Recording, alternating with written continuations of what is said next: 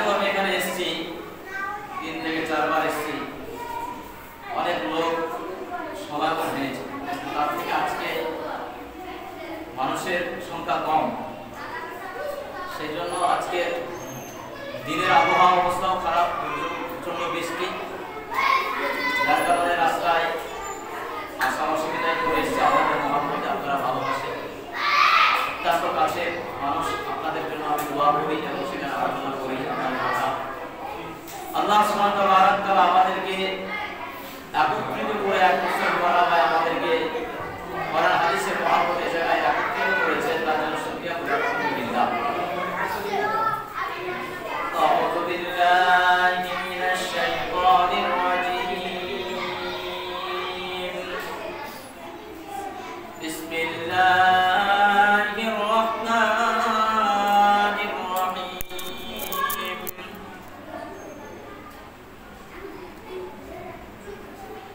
কামা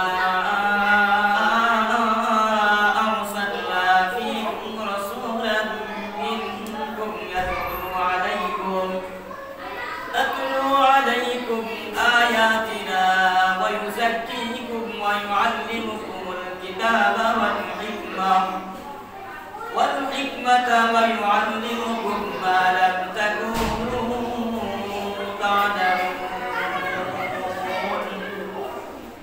فاذكروني أذكركم واشكروني ولا تكفرون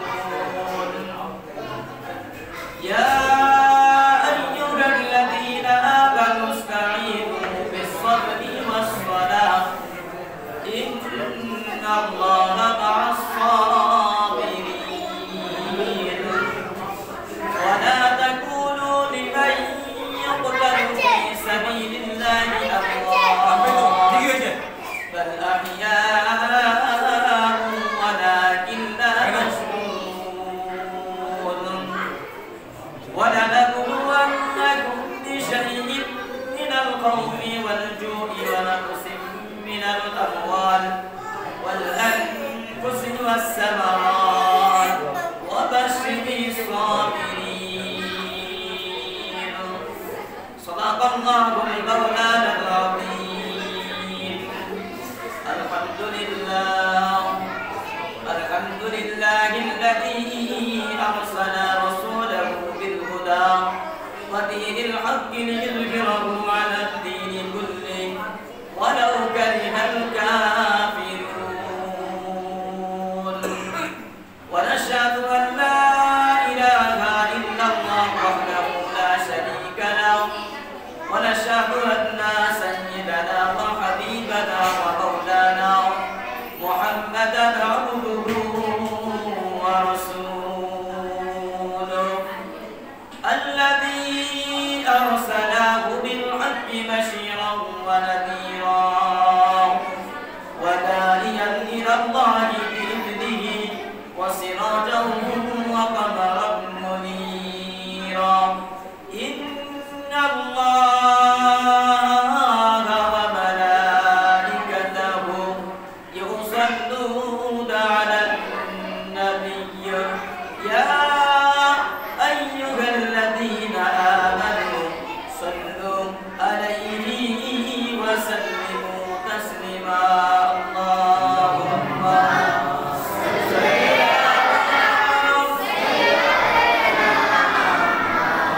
على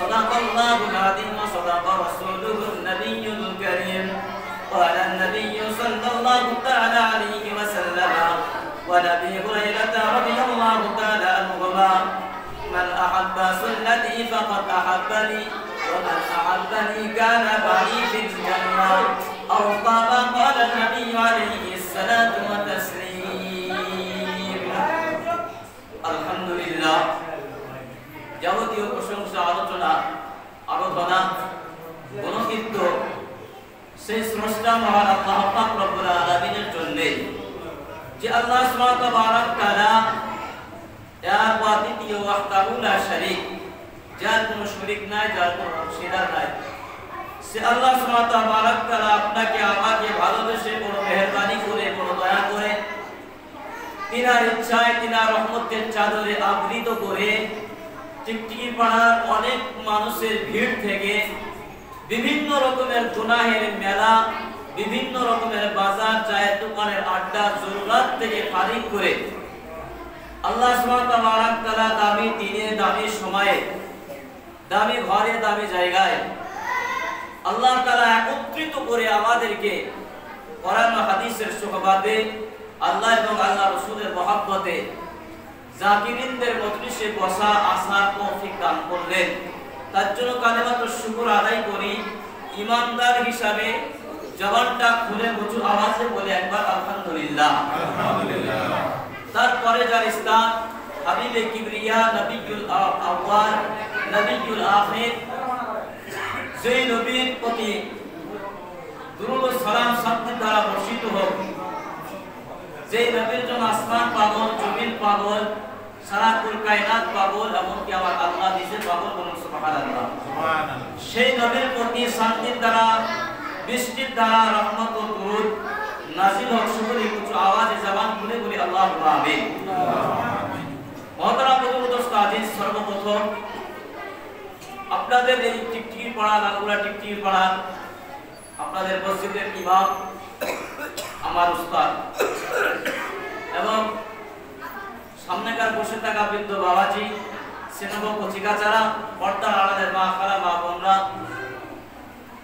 সকলকে বুক ভরা সালাম এবং ভালোবাসা অভিনন্দন আন্তরিক শুভেচ্ছা জানিয়ে কোরআন শরীফের ভিতর থেকে আল্লাহ সুবহানাহু ওয়া তাআলার ইচ্ছায় কয়েকটা কালামের টুকরা তেলাওয়াত করেছি হাদিসের ভিতর থেকে অগণিত হাদিসের ভিতর থেকে একটা হাদিস আপনাদের সামনে পেশ করেছি এরই সংক্ষিপ্ত সারমর্ম আলোচনা করে আমাদের মূল উদ্দেশ্য দুয়ার থেকে এগিয়ে যাব আমরা সকলে অবগত আছি জানি আজ 12ই রবিউল আউয়াল তথাপি বিশ্ব নবীর আগমনের দিন নাকি বলেন বিশ্ব মানব সারা বিশ্বের সরকারে আলম সারা বিশ্বের মানবতার দূত এই নবীর আগমন আমরা খুশি কারণ মুসলমান বাড়ি নবীর আগমনে খুশি হতে হবে যেটা আমরা বলে এই মিলাদুন নবী এটা আমাদের সিস্টেম ধারাবাহিকভাবে পালন হচ্ছে অনেকে পালন করে না অনেকে বাধা দেয় অনেকে অনেক রকমের কথা নিয়ে বা হাসি ঠাট্টা করে সে সমস্ত বাড়ি দিয়ে আমরা এত সুন্দর পরিবেশ আয়োজন করেছি মহতারাম বুজুর্গ আজিজ আজকে এই ঈদে মিলাদুন নবীকে লক্ষ্য করে অনেক জায়গায় অনেক ওলামা অনেক রকমের তারা মত গ্রন্থের আলোচনা করছে সেদিকে গেলে অনেক রাত হয়ে যাবে সেদিকে যাব না ঈদে মিলাদুন নবী পালন করা প্রত্যেকটা মুসলমানের জন্য এটা একটা ইবাদতের দিন কিরকম ভাবে হাদিস থেকে অগণিত প্রমাণ আছে দলিল আছে দলিল ব্যক্তি যদি আলোচনা করা যায় রাত ফুরিয়ে যাবে ঈদে মিলাদুন নবী সম্পর্কে বিভিন্ন মত বিভিন্ন পথ আমাদের মানুষ হিসাবে আসতেছে বিশেষ করে আমাদের একটা ফেরকা বের হয়েছে একটা দল বের হয়েছে আমরা নেটে ছড়াছড়ি হচ্ছে আমরা দেখতে পাচ্ছি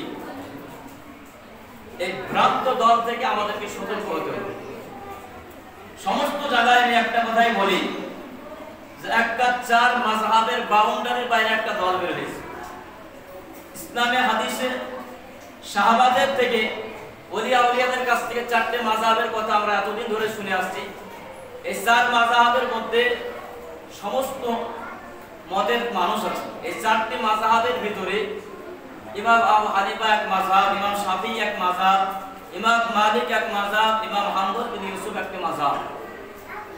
মূল পয়েন্ট হলো এই যে চারটি মাযহাব আমরা অনুসরণ করে আমরা মুসলমান হিসাবে আমরা আমাদের বড়দের মুখ থেকে আকাবিরদের মুখ থেকে শুনেছি এই চার মাযহাবকে যারা অনুসরণ করবে অনুকরণ করবে তারা সঠিক রাস্তায় থাকবে।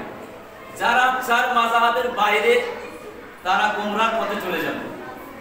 যাদের কোনো মাযহাব লাগে না, যাদের কোনো ইমাম লাগে না, যাদের কোনো মুরব্বি লাগে না, হাদিসের ভাষ্য অনুযায়ী যার মুরব্বি লাগে না তার মুরব্বি হচ্ছে শয়তান, আর শয়তানের মুরব্বি মানে তার ভ্রান্ত সে গোমরাহ পথে চলে যাবে। আর শেষ জামানে আস্তে আস্তে ওই দলটাই বেশি ভারী এবং মজবুত হবে। এজন্য আমাদেরকে সতর্ক এবং সচেতন থাকতে হবে, সেদিকে যেন চলে না যায়। সেদিকে যাওয়া মানে পথ উল্টে গেল, মানে আমার রাস্তাটা ভ্রান্ত পথে চলে গেল, আর সেদিক থেকে আমাকে সতর্ক থাকতে হবে। এই যে মিলাদুন নবী আমরা পালন করছি, দেওবন্দ উলামাদের আকাবির বাংলাদেশের যারা এখন স্টেজে কথা বলছে এরকম কিছু বড় দেওবন্দি আলেম রেকর্ড হচ্ছে, যাদের নাম করলে আপনারা চিনতে পারেন।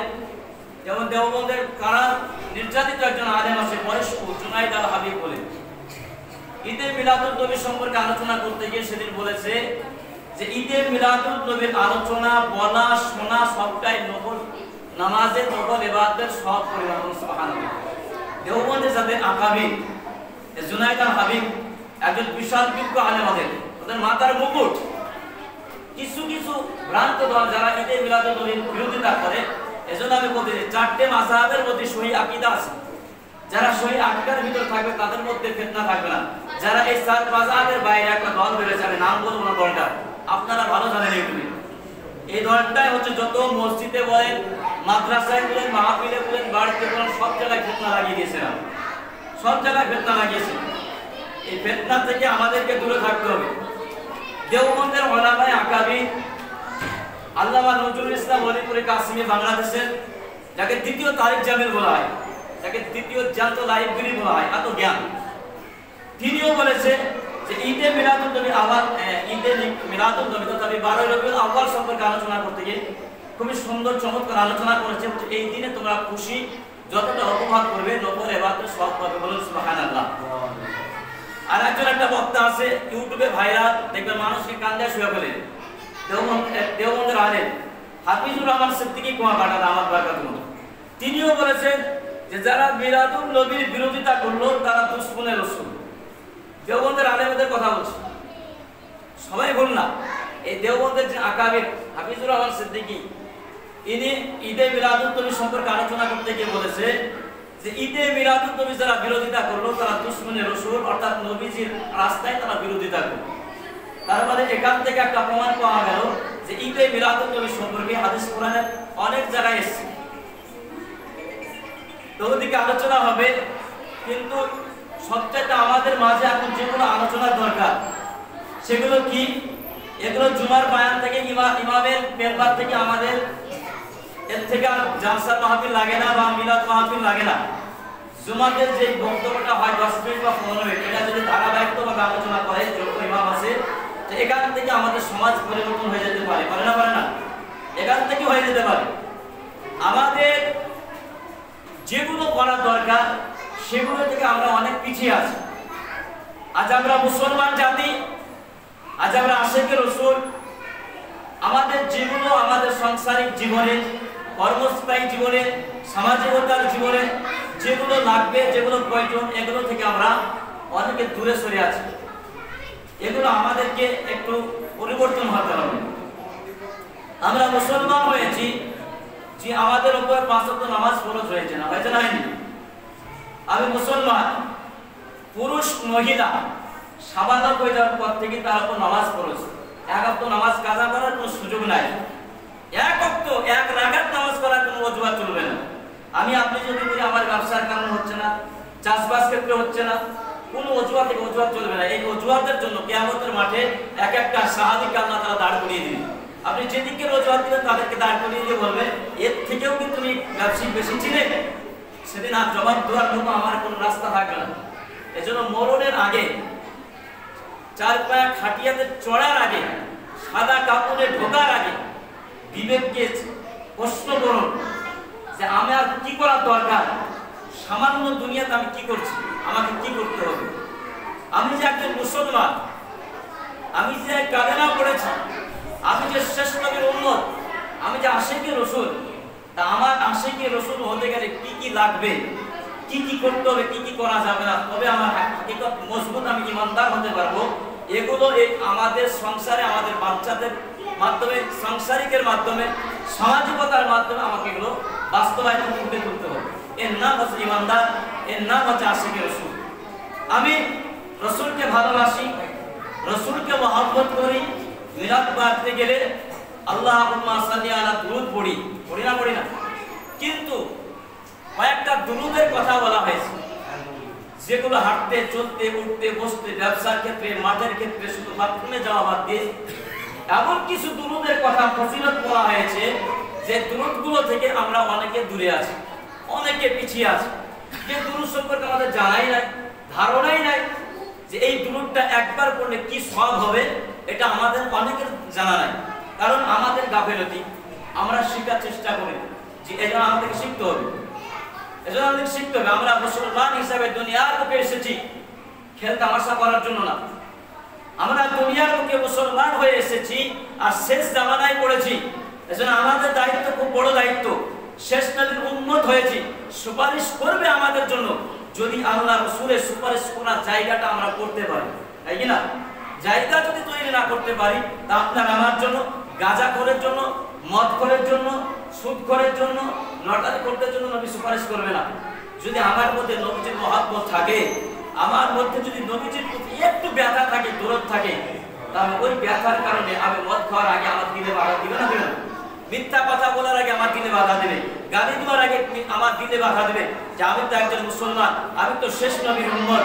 গীবত করার আগে আমাকে ভিতরে একটা ধাক্কা আসবে যে আমি যে একজন আশিকে রাসূল, তা আমার কি করণীয়, আমি কি করতেছি, এটা ভুল হচ্ছে নাকি সঠিক হচ্ছে। আর আমাকে পাঠানো হয়েছে দুনিয়ার বুকে আশিকে রাসূল করে, শেষ নবী উম্মত করে, তারও একটা কারণ আছে।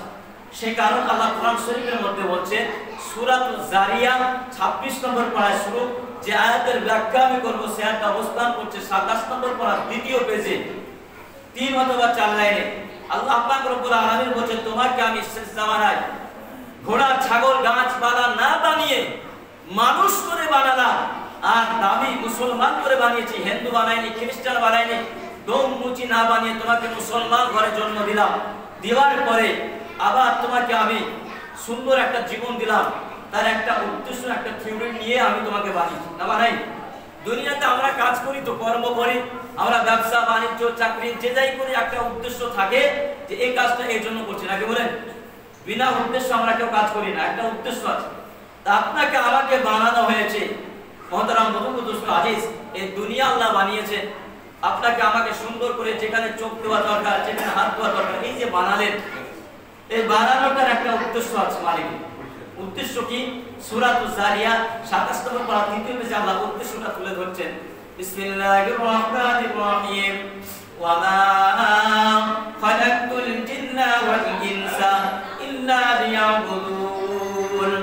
আল্লাহ পাক আল্লাহ তাআলা পরিষ্কারভাবে পবিত্রতা কোরআনের শরীফের ভিতরে আল্লাহ পাক জানিয়ে দিয়েছেন, ওয়া মা খালাকতুল জিন্না ওয়াল ইনসা ইল্লা লিয়াবুদুন। আমি আল্লাহ পাক আল্লাহ তাআলা আদর করে, মায়া করে তোমাকে মানুষ করে বানিয়েছি, আর জিন জাতিকে বানিয়েছি ইল্লা লিয়াবুদুন, আমার ইবাদত করার জন্য, আমার দাসত্ব, আমার বন্দেগী, আমার গোলামি করার জন্য। একমাত্র দুনিয়ার বুকে আমি আল্লাহ দাসত্ব করবে, আমি আল্লাহর বন্দেগী করবে, আর আমার পাঠানো নবীর সুন্নাত আর থিওরিটা তারা মেনে নেবে। জোরে বলুন সুবহানাল্লাহ। আর আমাদের কি জন্য বানানো হয়েছে? আল্লাহ পাক রব্বুল আলামিনের ইবাদত করার জন্য, রাসূলের সুন্নাত অনুযায়ী চলার জন্য। আল্লাহ পাকের ইবাদত কি? রাসূলের সুন্নাত তরিকা কি? কথা বললে কথা বুঝতে পারবেন না, কথার আওয়াজ আসছে। আল্লাহ পাকের ইবাদত হচ্ছে নামাজ পড়া। আল্লাহ পাকের ইবাদত হচ্ছে নামাজ পড়া, কোরআন তেলাওয়াত করা, জিকির আজকার করা, পর্দার মধ্যে থাকা, ভাই ভাইয়ের হক নষ্ট না করা, গালি না করা, গিল্লা না করা, গীবত না করা, এই সমস্ত হচ্ছে আল্লাহর ইবাদতের মধ্যে। আর এই ইবাদতগুলো কিভাবে করব এর জন্য রাসূলের থিওরি দেখতে হবে। আমার নবী কিভাবে করেছে, আমার নবী কিভাবে বলেছে, কিভাবে ব্যবসা করেছে, এটা নবীর জীবনী থেকে নিতে হবে। প্রিয় হাজিরিন, আজকে আমরা মুসলমান জাতি আমরা পিছিয়ে থাকার কারণ হচ্ছে আমরা কোরআন থেকে দূরে সরে গেছি। আমাদের পিছিয়ে থাকার এক নম্বর কারণ আমরা কোরআন থেকে দূরে সরে গেছি। না জানি কোরআন অনুযায়ী আমরা, আমি নিজে কোরআন পড়তে জানি না, আমার 8 বছর 9 বছরের বাচ্চাটা কোরআন পড়তে জানে না। আমি তো ভুল করেছি, কিন্তু আমার 8-9 বছরের বাচ্চাকে মক্তবে পাঠানো দরকার ছিল, মাদ্রাসায় পাঠানো দরকার ছিল। আলেম হাফেজ হবে এটা পরের কথা, আল্লাহ কবুল করলে হবে, সবাই হতে পারবে না, কিন্তু অন্ততপক্ষে কোরআনের শিক্ষা দেওয়ার দরকার ছিল। যতটুকু চলার দরকার এতটুকু শিক্ষা দেওয়ার দরকার ছিল না, ছিল না? ছিল। কিন্তু আমরা গার্জিয়ানরা এ থেকে পিছিয়ে আছি। এক নম্বর, আমরা মুসলমান জাতি আজকে সমস্ত হিন্দু বেঈমানদের ষড়যন্ত্র মোকাবেলা করতে পারছি না, পিছিয়ে আছি, মাথাটা নত হয়ে আছে কোরআনের শিক্ষা না থাকার কারণে। 2 নম্বর, আমাদের মধ্যে 5 ওয়াক্ত নামাজের একত্ব নাই। এই নামাজ আর কোরআন আর রাসূলের সুন্নাত থেকে পিছিয়ে থাকার কারণে আমরা মুসলমান সমস্ত জায়গায় লাঞ্ছিত, অপমানিত, পদদলিত হতে হচ্ছে। আমাদের দোয়া নামাজ পড়ার পরে কবুল হচ্ছে না, মিলাদের পরে কবুল হচ্ছে না, কোরআন তেলাওয়াতের পরে দোয়া কবুল হচ্ছে না। অথচ নবী বলে নামাজের পরে দোয়া করলে দোয়া কবুল হওয়ার গ্যারান্টি, কোরআন তেলাওয়াতের পরে দোয়া করলে কবুল হওয়ার গ্যারান্টি।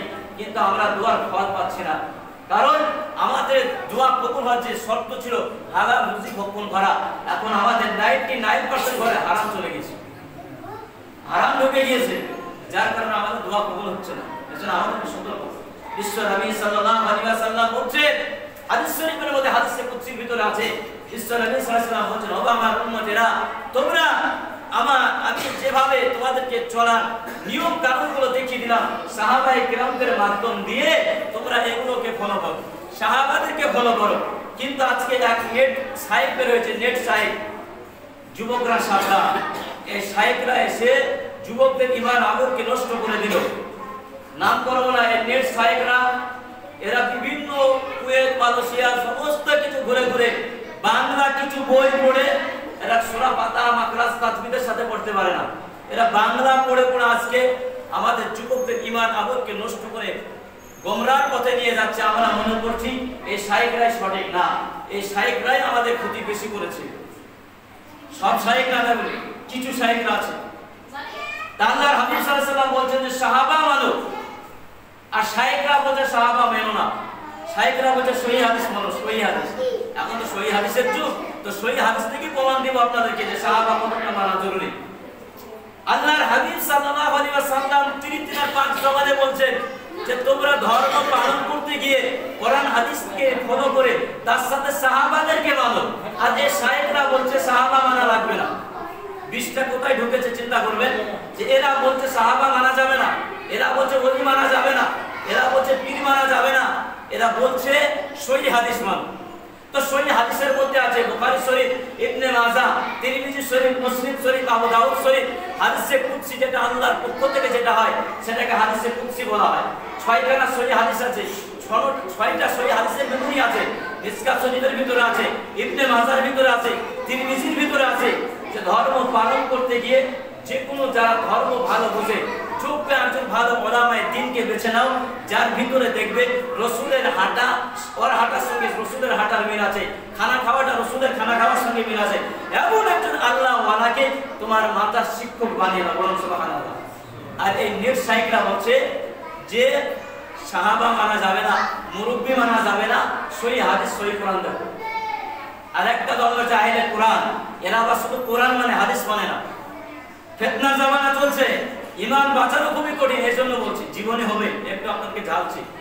ফিতনার জামানা চলছে, রাসূলের প্রতি মহব্বত রাখা, পাঞ্জাবি টুপি কালার সব এক হবে, কিন্তু বুঝতে পারবে না কোনটা মুস্তাকে রাসূল কোনটা আসিফে রাসূল। এই বুঝতে হলে কুষ্টি পাথর লাগবে, খাঁটি স্বর্ণ যাচাই করতে হলে কুষ্টি পাথর লাগবে। আপনারা সাধারণ মানুষ কি করে বুঝবেন? আমি এক হুজুর এসে বলবো এক, আর এক হুজুর এসে বলবো আর এক, সাধারণ মানুষের মধ্যে একটা মতবিরোধ সৃষ্টি হবে না? এরা তো হাদিস কোরআন বেশি জানে না, তাই এদের মাথায় ওরা কাঁঠাল ভেঙে খাচ্ছে। এই জন্য আপনাদেরকে সচেতন হতে হবে। আমার মাযহাবের আলেম ছাড়া আমাকে ফলো করতে হবে যে কোন শায়েখ বড় শায়েখ একটা ফতোয়া দিয়ে দিল, সেটাকে মানার আগে, সেটাকে যাচাই করার আগে ইমামের কাছে যাচাই করতে পারবেন। আপনার মহাদার ইমামকে সেটা জানাবেন, তার সঙ্গে পরামর্শ হবে। হ্যাঁ, মসজিদে ইমাম রাখার আগেও সাবধান হতে হবে, কারণ এখন মাদ্রাসায় অল্প বিস্তারিত কিছু পড়ছে, এখন বেশি পড়া লাগছে না, সামান্য কিছু পড়ে মসজিদে ইমাম হয়ে যাচ্ছে। তার মধ্যে আকীদা ঠিক আছে না, কোরআন ঠিক আছে না, তাসবিহ ঠিক আছে, এসে ইমামতি করছে। পরে পরে দেখা যাচ্ছে ইমাম আর দাঁড়াচ্ছে না, 6 মাস 7 মাস পরে ইমাম পালিয়ে গেল। দেখা যাচ্ছে ইমাম এখানকার মত বুঝতে পারলো না, নাকি ইমামের ভাষা মুসল্লি বুঝতে পারলো না। এই জন্য মসজিদে ইমাম ঢোকানোর আগে ইমাম যাচাই করে ঢোকাতে হবে যে ইমামটা কতটা মজবুত আছে, ইমামটা কতটা আকীদাগত ঠিক আছে, আমার মাযহাবের সাথে ঠিক আছে কিনা। এজন্য আমাকে সতর্ক হতে হবে, গাছ লাগানোর আগে পিছন কেমন আছে এটা চিন্তা করতে হবে। আর এই ভুলের কারণে আজকে আমাদের সমাজ 2-4 মিশাল হয়ে যাচ্ছে। আপনার সাথে মিলাদ মাহফিলের ইমাম ফতোয়া দিয়ে দিল, গোপনে একটা মিটিং চলে যাচ্ছে, মুসল্লি সব চলছে, পার্সোনাল সেই হুজুর আসছে, আসার পরে ইমামকে পিস দিচ্ছে। ইমাম যদি মজবুত না হয়, হাদিস কোরআনে যদি মজবুত না থাকে, তো তাদের দ্বারা তাল মিলাবে, কারণ দেখবে সে আমার ইমামতে টিকাতে হবে। এজন্য আকীদা যাচাই করে ইমাম রাখবেন।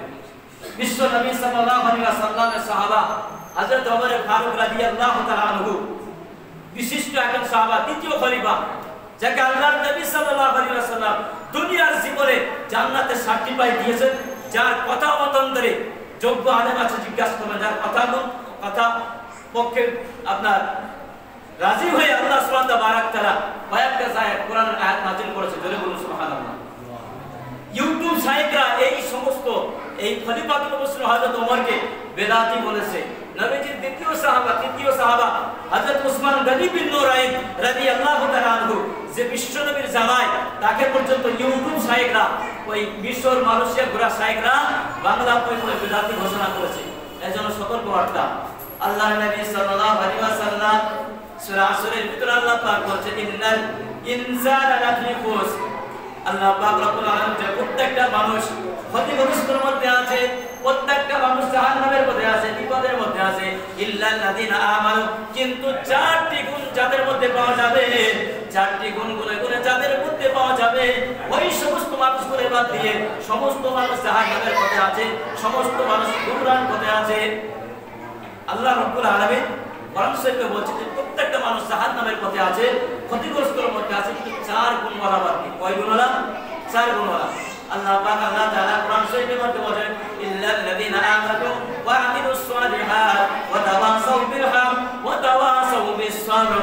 এই ঈমানদারেরা ভালো করে শুনে নাও, যিনি 4টি গুণ জান্নাতে যাবে, যিনি 4 গুণ ওয়ালা মানুষ জান্নাতে যাবে, তাদের মধ্যে 1 নম্বর গুণ হচ্ছে ইল্লাল্লাযিনা আমানু।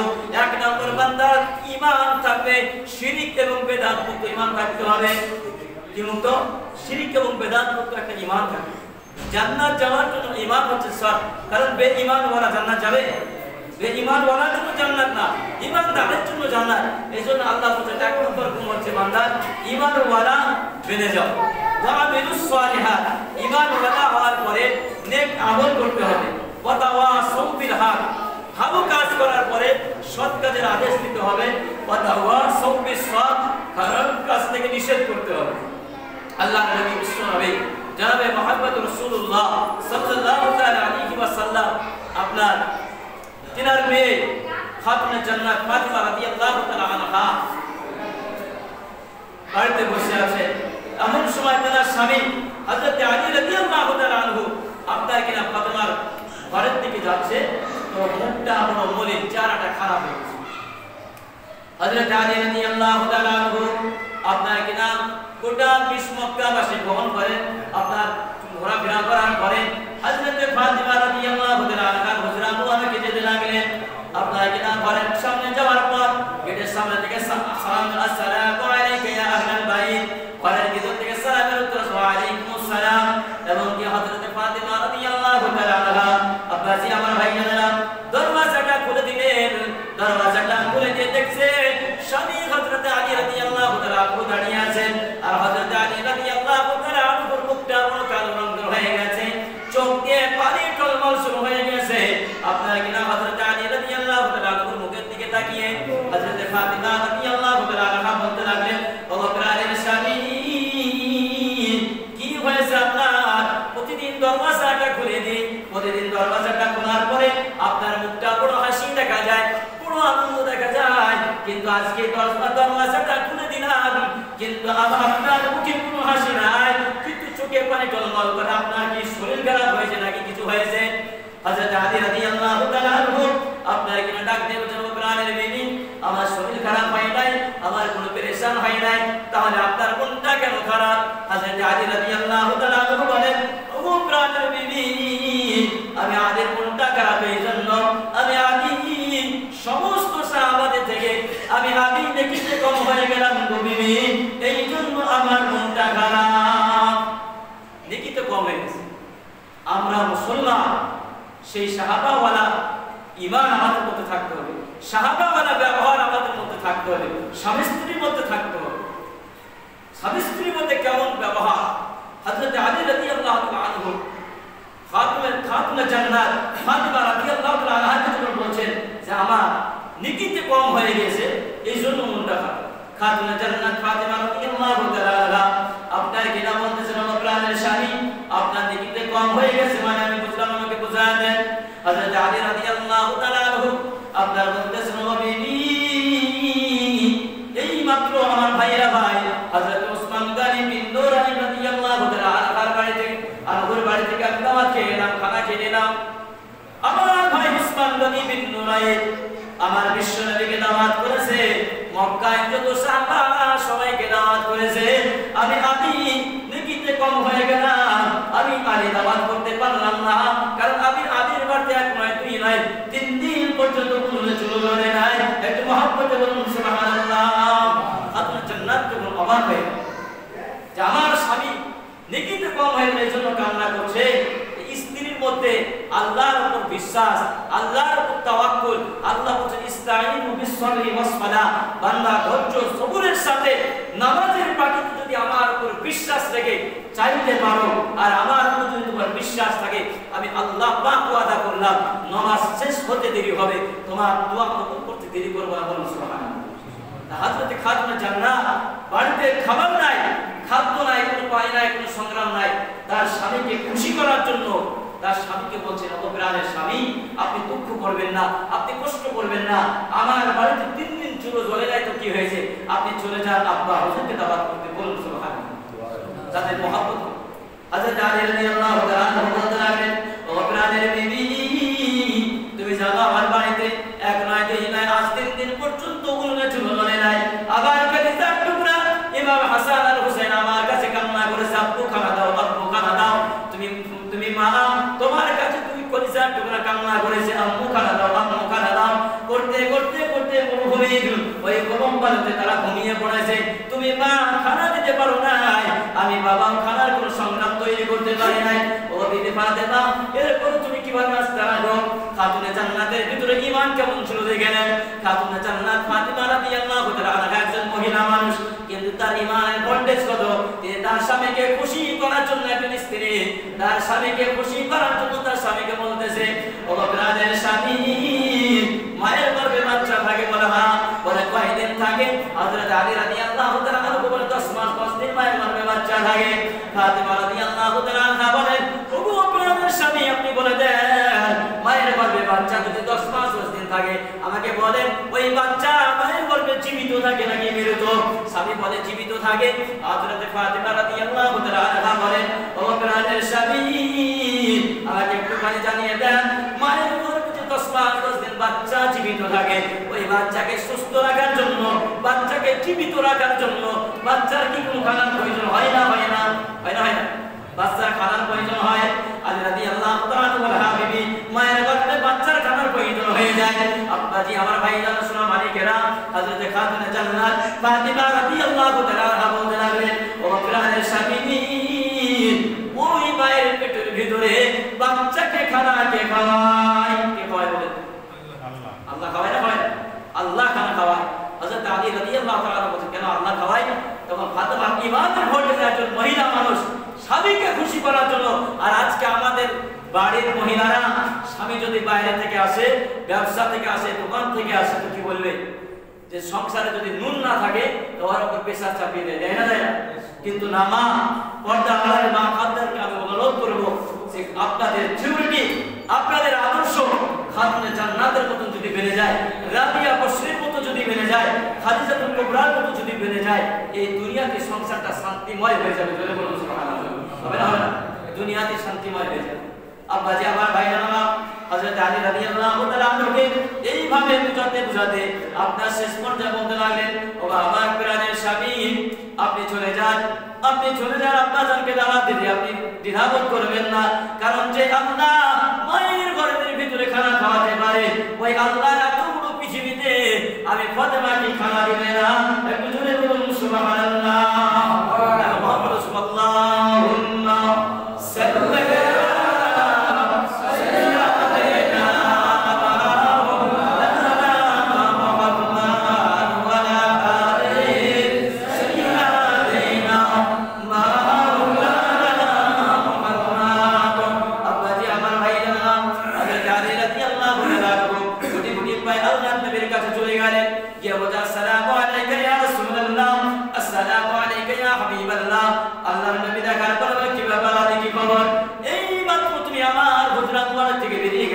আবার এই না তুমি আমার সাথে দেখা করতে আসলে বাড়িতে কি কোনো বিপদ হয়েছে নাকি?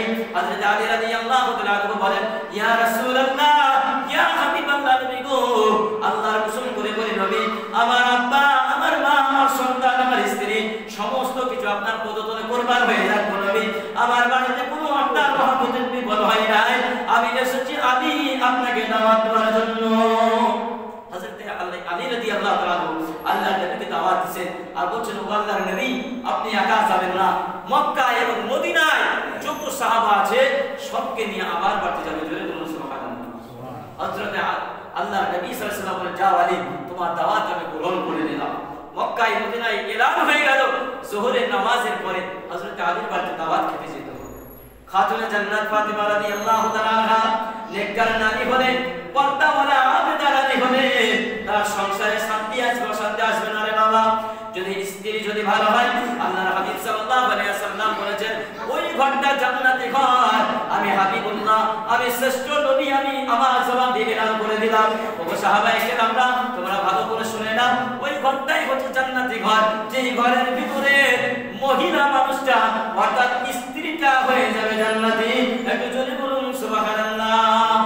আর আমাদের ঘরে যেভাবে সিরিয়াল চলে, মোবাইল যেভাবে স্ত্রীদের হাতে দিয়ে আশা করা যায় না সংসার শান্তি আসবে।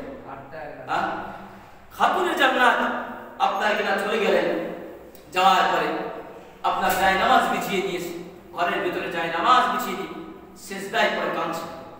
আল্লাহ পাক আল্লাহ তাআলা ডাকে দেয়, আখিয়া জিবরাইল, লাব্বাইক ইয়া রাব্বাল আলামিন। ও জিবরিল, আমার আরশের কাবাগুলো নড়তেছে, আমার আরশের কাবাগুলো কাঁপতেছে, একটু দুনিয়ার মুখে নজর করে দেখো, কোন আমার আবেদা, কোন আমার বান্দা, কোন আমার বান্দি আমার কুতুবে সিজদা দিয়ে কাঁদতেছে। আখিয়া জিবরাইল ডাক দেয়, ইয়া রাব্বাল আলামিন, ও আমাদের আল্লাহ, আপনি তো আল্লাহু আ'লা, আপনি তো অদৃশ্য খবরের মালিক, আপনি তো সমস্ত গায়েবের খবর শুনতে পান, জানতে পারেন। ও আমার আল্লাহ পাক আল্লাহ তাআলা, আপনার দোস্ত, আপনার হাবিবুল্লাহর মেয়ে খাতুনে জান্নাত ফাতিমা সিজদার অবস্থায় আপনার কাছে কান্না করতেছে। কি জন্য কান্না করতেছে? আল্লাহ পাক আল্লাহ তাআলা বলেন, আখিয়া জিবরাইল বলেন, আল্লাহ পাক রব্বুল আলামিন আমার ফাতিমা, আপনার বান্দি ফাতিমা উনুনের উপরে খালি টেকচি টাঙিয়ে দিয়েছে, তারপরে তামান্না, তার দিলের তামান্না তার স্বামীকে পাঠিয়ে দিয়েছে আপনার দুস্থ হাবিবকে দাওয়াত দেওয়ার জন্য। ও আল্লাহ পাক আল্লাহ তাআলা, আপনি যদি জান্নাতি খানা না দিয়ে খালি টেকচি পূর্ণ না করেন, ফাতিমা সিজদা থেকে মাথা তুলবে না। একটু জোরে বলুন সুবহানাল্লাহ। মুহতারাম বুজুর্গ দোস্ত আজিজ, সঙ্গে সঙ্গে আপনার আল্লাহ পাক আল্লাহ তাআলা ডাকলেন, কি জিবরাইল, লাব্বাইক ওয়া সা'দা ইয়া রাব্বাল আলামিন। ও জিবরিল, তুমি দুনিয়ার মুখে চলে যাও, জান্নাতি থেকে খানা নিয়ে গিয়ে ফাতিমার খালি টিকটিটা তুমি পূর্ণ করে দাও।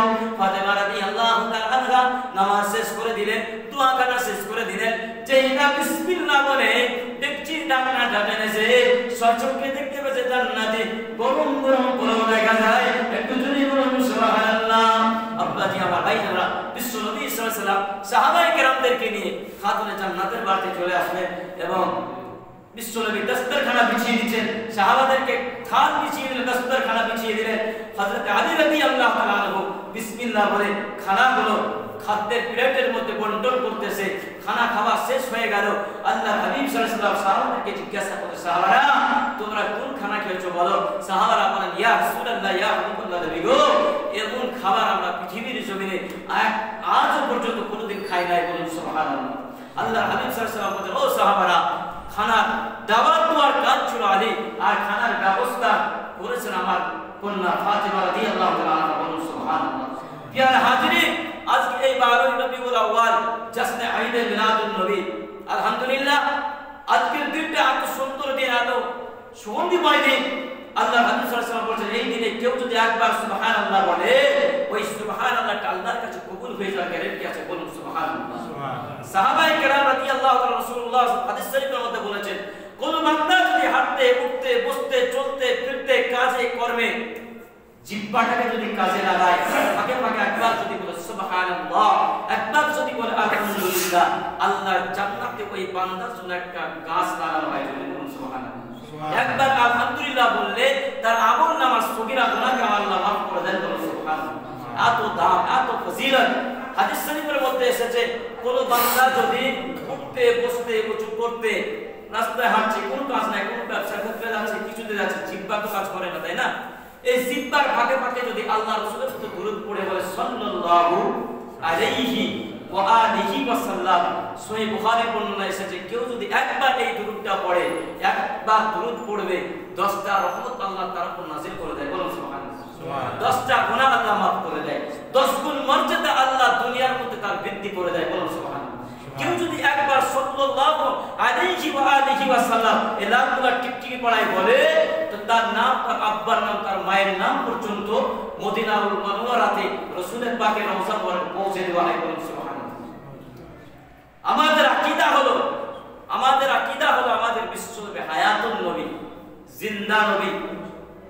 কিছু কিছু শায়েখরা বলে নবী নাকি মরে পৌঁছে গেছে, নাউযুবিল্লাহ। এরা বলছে আমার নবী নাকি মরে গেছে এবং কবরে পচা মাটির মতো হয়ে গেছে। আল্লাহর হাবিব সাল্লাল্লাহু আলাইহি ওয়াসাল্লাম সহিহ বুখারীর বর্ণনায় বলেছেন, লা ইলাহা ইল্লাল্লাহ দাখালাল জান্নাহ। যে ব্যক্তি ইয়াকিনের সাথে, ঈমানের সাথে, বিশ্বাসের সাথে রবের উপর তাওয়াক্কুল করে লা ইলাহা ইল্লাল্লাহ দাখালাল জান্নাহ, সহিহ বুখারীর বর্ণনা। রাসূলের পাক জামানে বলেছে, কেউ যদি বিশ্বাসের সাথে একবার লা ইলাহা ইল্লাল্লাহ মুহাম্মাদুর রাসূলুল্লাহ পড়ে নেয়, ও একদিন জান্নাতে যাবে, বলুন সুবহানাল্লাহ। আর শায়েখ বের যে শায়েখেরা বলেছে লা ইলাহা ইল্লাল্লাহ পর্যন্ত বলবা, মুহাম্মাদুর রাসূলুল্লাহ বলা যাবে না, এটা কুফরি, এটা শিরক, নাউযুবিল্লাহ। এটা যে ভণ্ড। কত বড় একটা মানুষ আপনার মূর্খ হয়ে গেলে বা গুমরাহর পথে চলে গেলে এমন একটা বাক্য বলতে পারে যে লা ইলাহা ইল্লাল্লাহর পরে মুহাম্মদ রাসূলুল্লাহ বলা যাবে না। বলেছে, ইউটিউবে আপনারা শুনেছেন কিনা জানি না, ভাইরা বাংলাদেশ থেকে আওয়াজ এসছে লা ইলাহা ইল্লাল্লাহর পরে মুহাম্মদ রাসূলুল্লাহ বলা যাবে না।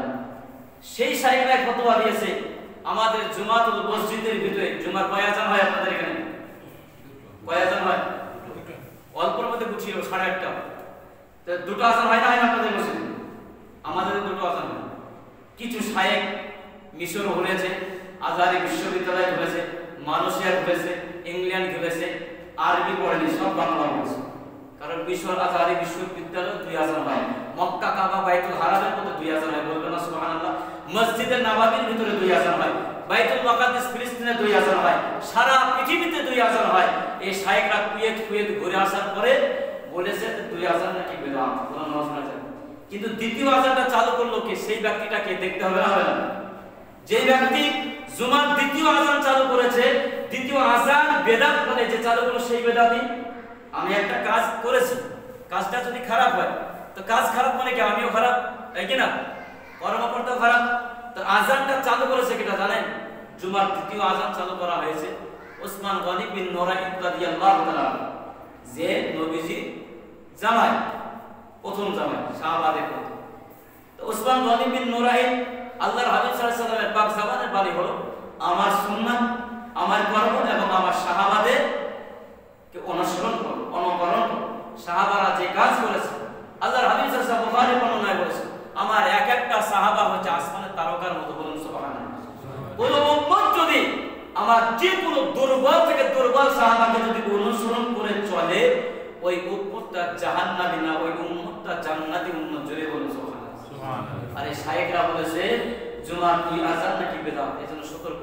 হযরত ওসমান গনি বিন নুরাইন রাদিয়াল্লাহু তাআলা নিজেই দুই আযান চালু করেছে মসজিদুল নববীর ভিতরে, যেটা আমার রাসূলের পাক পবিত্র হাতে তৈরি করা মসজিদ, সেই মসজিদের ভিতরে নবীজির জামায় ওসমান গনি দুই আযান চালু করেছে। এটা করেছে তারা বিদআত। এরপর তাদের ফতোয়া হচ্ছে শবে বরাতকে তারা বিদআত বলেছে। এরপর তাদের ফতোয়া হলো ওলি আউলিয়া মানা যাবে না, নবী হায়াতুন নবী না, নবী মরে কবরে। এই যে আমাদের কুফরি ভ্রান্ত, এগুলো আমাদের কিন্তু ঈমান নষ্ট হয়ে যাবে, যাবে না? যাবে না।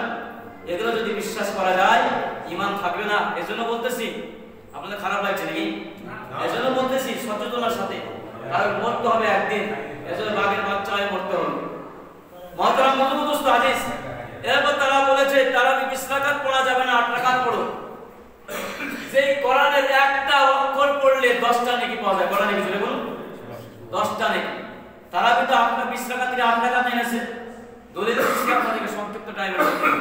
এরপরে তারা বলেছে খতমে তারাবি পড়া যাবে না। 20টা কোটায় ঢুকিয়েছে দেখেন। কোরআনের একটা অক্ষর যদি কেউ পড়ে, আলিফ লাম মিম, 3টে অক্ষর তো, এই 3টে অক্ষর মিলে কিন্তু একটা আয়াত, কিন্তু এই 3টে অক্ষরকে মিলে একটা আয়াত আল্লাহ নবী বলেনি যে এটা একটা অক্ষর। আলিফ একটা অক্ষর, লাম একটা অক্ষর, মিম একটা অক্ষর। আমরা ইমাম আবু হানিফার মাযহাবের লোক তো, আপনারা ইমাম আবু হানিফার মাযহাবের লোক না? কাল আবু ভাই বসেন না, একটু বসার থেকে সময় না। এখন ঈমান আমল উন্নয়ন হচ্ছে, ফারাজি মাল বের হয়েছে, কিছু আইলা হাদিসের মাল বের হয়েছে।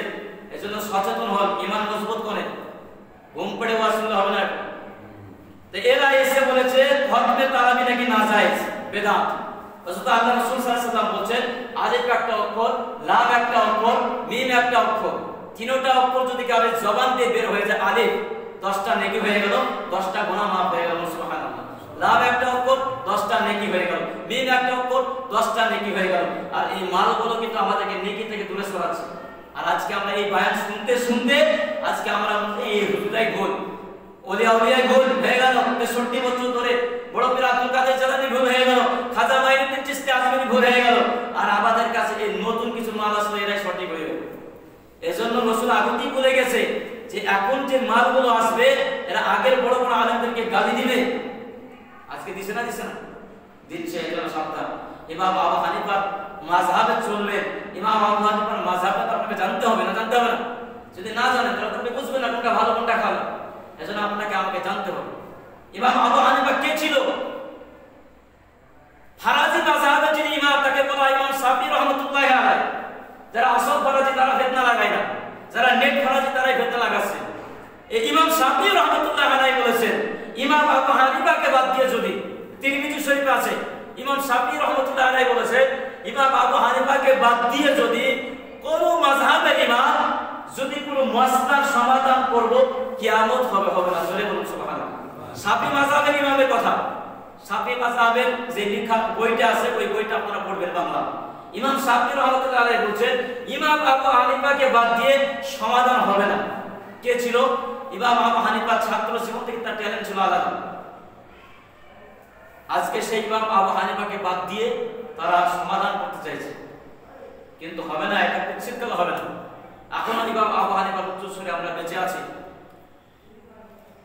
মহতারাম বন্ধু দোস্ত আজিজ, আজ বলার উদ্দেশ্য এটাই, চায়ের দোকানে যান তো ওই গল্পই চলছে, চলছে না? চলছে না? শাফি মালিকি জায়গায় বসতে করে তারা দাঁড়াতে পারে না, পালিয়ে যায়, কারণ হাদিস কোরআনে বুঝি নাই তো। আর এই ইবাদত করতে দিলে দাঁত মুখ ভেঙে যায়, সূরা ফাতিহা শুদ্ধ করে পড়তে পারে না, বাংলা পড়েছে রাত 12টার পরে সাধারণ মূর্খ মানুষের সামনে বয়ান করে এটা বেদাত ওটা বেদাত, এটা করো না ওটা করো না, যেটা করার সেটা বয়ান করে না। ফিতনা লাগিয়ে দিয়ে সাধারণ মানুষের মধ্যে একটা মারামারি সিস্টেম তৈরি করে। তা আমাদের কথা হলো নবীজির মহব্বত, ওলি আউলিয়ার মহব্বত, কোরআন সুন্নাহর মহব্বত যার অন্তরে থাকবে না সে ঈমানদার হতে পারে না। ইমাম আবু হানিফা কে ছিল? ছাত্র জীবনে এত বড় বাচ্চা যখন ইমাম আবু হানিফা, তখন তার উস্তাদ, সে আবার কেমন ব্যক্তি ছিল? সেই উস্তাদ তার স্বামী স্ত্রীর মধ্যে রাত্রে একটি ঝামেলা হয়েছে। আমাদের স্বামী স্ত্রীর মধ্যে ঝামেলা হয় না? এই কথাটা বলে মূল কথাটা বলে বক্তব্য আমি 30 মিনিট ছেড়ে দিই। তা আপনার স্বামী স্ত্রীর মধ্যে আমাদের মধ্যে সংসার করতে গিয়ে টুকটাক ঝামেলা হয় তো, হয় না? হয় না? হয়।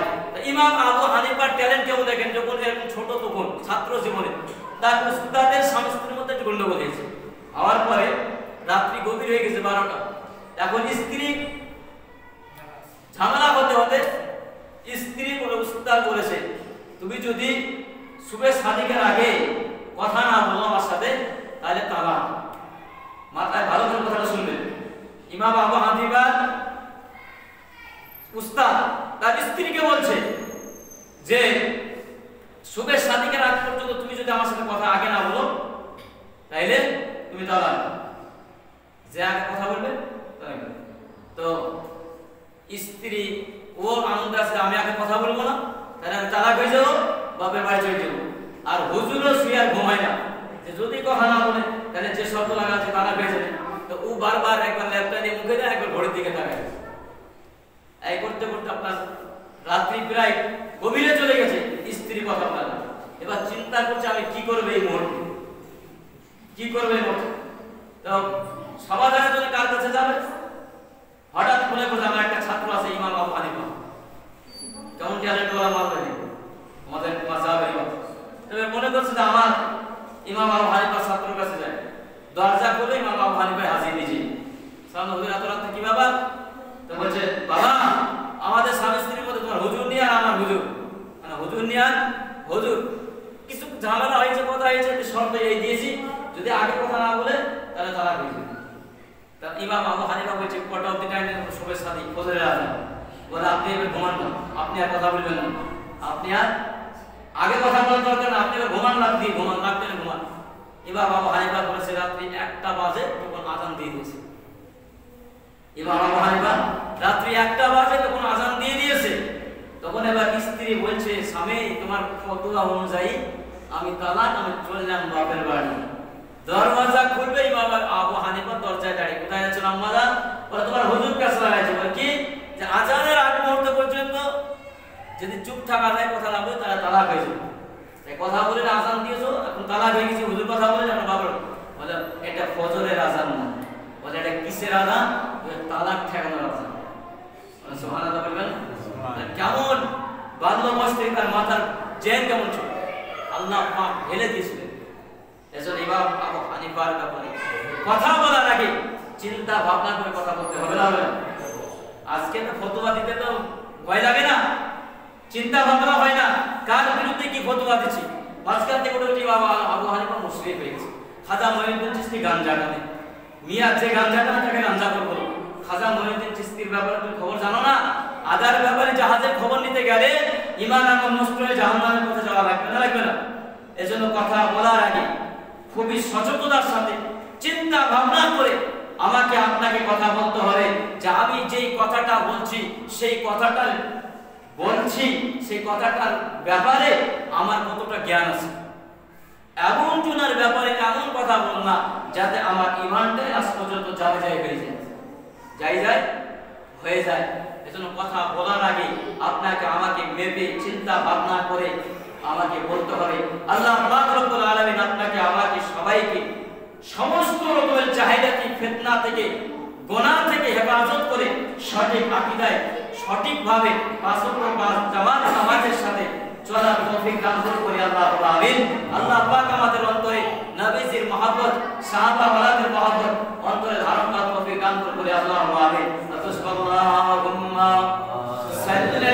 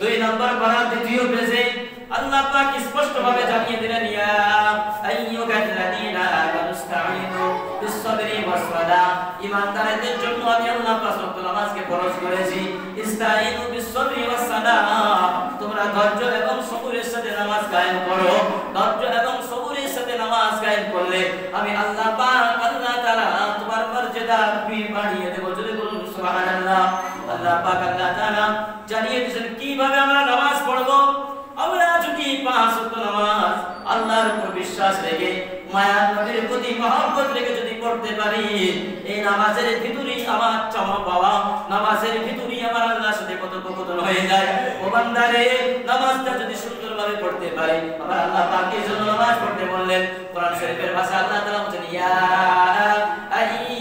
আইয়ুহাল্লাযীনা আমানু আনফুসাকুম ওয়া আহলিকুম নারা কেন নামাজ পড়বা কেন কোরআন তেলাওয়াত করবা কেন হজ করবা কেন যাকাত করবা কেন রাসূলের প্রতি দরুদ পড়বা সালাম দেবা কারণ আল্লাহ পাক বলেন ইয়া আইয়ুহাল্লাযীনা আমানু হে আমার ঈমানওয়ালারা কু আনফুসাকুম ওয়া আহলিকুম নারা জাহান্নামের আগুনের থেকে তুমি বাঁচো তোমার আয়ের বরকতকে বাঁচাও যেই জাহান্নামের ইন্ধন হবে মানুষ আর পাথর বিশ্বনবী পাক জামানে বলেছেন হাদিসে বুখারীর বর্ণনা এসেছে রাসূলের পাক সাল্লাল্লাহু আলাইহি ওয়াসাল্লাম বলেন আল কবরু রাউযুম মিন জান্নাহ আও গুফরাতুম মিনহু ফাইন্না ও আবার উম্মতিরা তোমরা ভালো করে শুনে নাও ভালো করে জেনে রেখে দাও তোমরা দুনিয়া থেকে বিদায় হওয়ার আগে মৃত্যুবরণ করার আগে বেশি বেশি কবরের কথাকে স্মরণ করে আল্লাহর কাছে বেশি বেশি কান্না করো কম কম হাসো কারণ মানুষ মরে গেলে প্রথম ধাপই তার কবর শুরু হয়ে যায়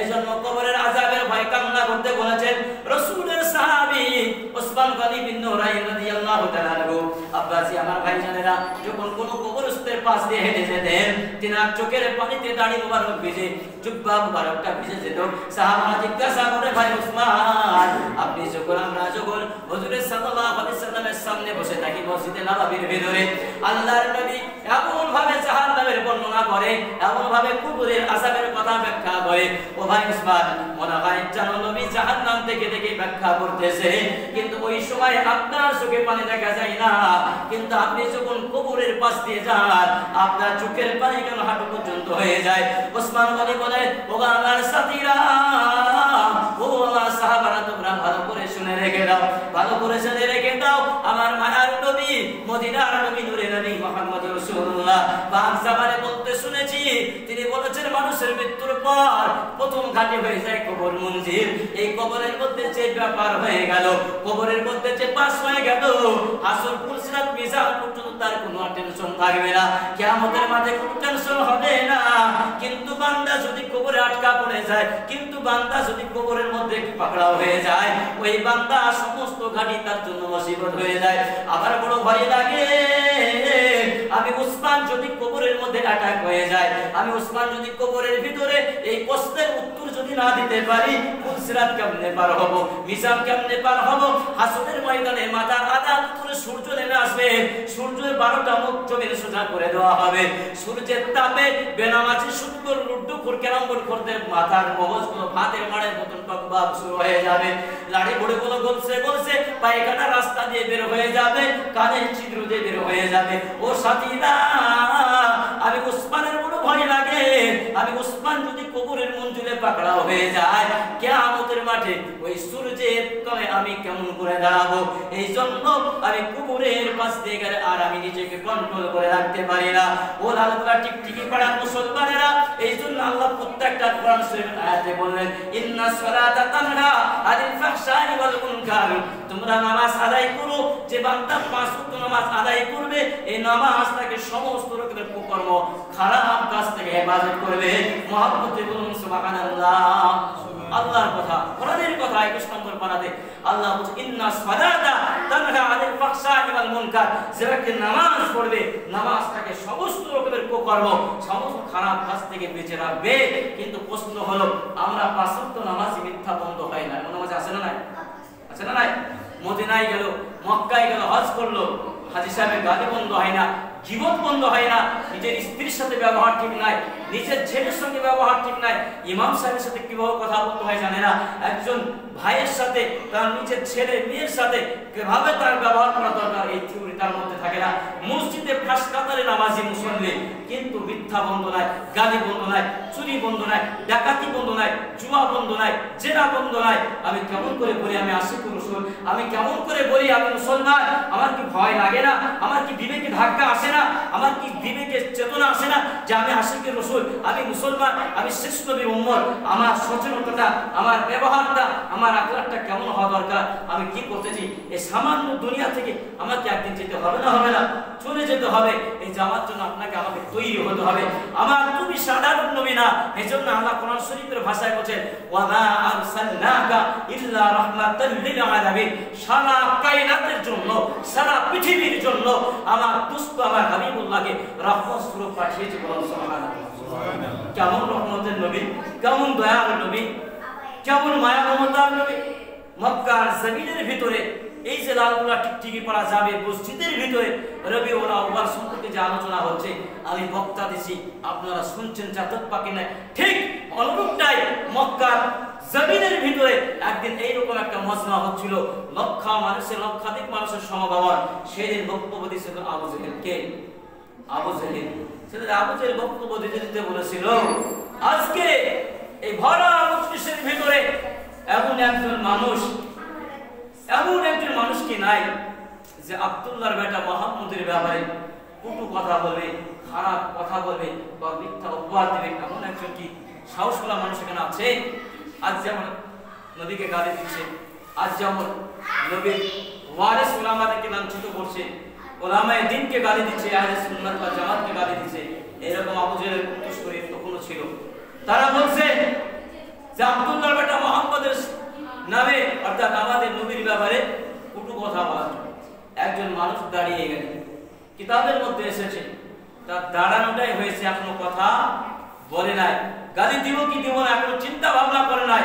জি, দাঁড়ানোর মাত্রই সঙ্গে সঙ্গে একটা বাতাস শুরু হয়েছে, যে বাতাসের কারণে তার চোখে হালকা বাতাস লেগেছে, চোখ দুটো ফুলে আপনার মোটা হয়ে গেছে, আর এত যন্ত্রণা করে সহ্য করতে পারে। এখনো আমার নবীকে গালি দেয় না, এখনো আমার নবীর ব্যাপারে খারাপ কথা বলে না, শুধু বলবো সিদ্ধান্ত করে দাঁড়িয়েছিল।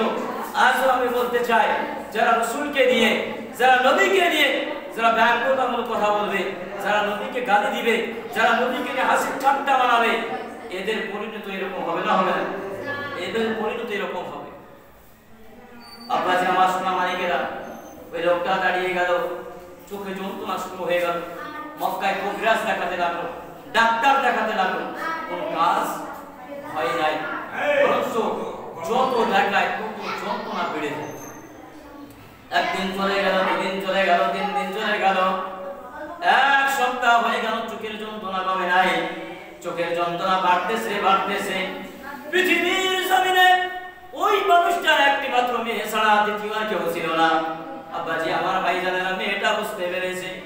মেয়েটা জিজ্ঞাসা করে, আব্বাজান আপনার কোন ভুলের কারণে, কোন কারণে আপনার চোখে যন্ত্রণা শুরু হয়েছে?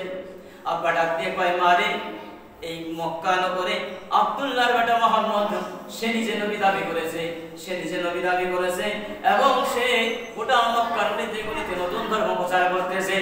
আমার বাপ-দাদা ধর্মকে বাদ দিয়ে দিয়েছে,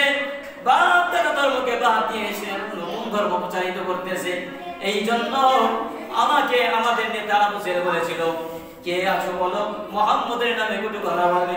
মারে বিশ্বাস কর, আমি এখনো পর্যন্ত ওই মুহাম্মদের নামে কোনো কথা বলি নাই, কিন্তু বলার জন্য দাঁড়িয়েছি। যেই না দাঁড়িয়েছি আমার চোখে যন্ত্রণা শুরু হয়েছে, আজও পর্যন্ত যন্ত্রণা কমে না। জোরে বলুন সুবহানাল্লাহ।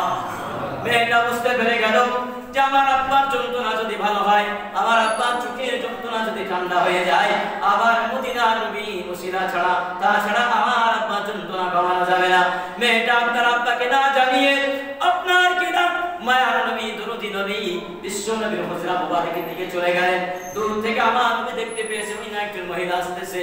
নবী আমার ওই মহিলাটা যাওয়ার পরে বলেন, ইয়া রাসূলুল্লাহ, ইয়া হাবিবাল্লাহ, নবী গো আপনার কাছে আমি অনেক কষ্ট করে, অনেক পরিশ্রম করে আপনার কাছে এসেছি।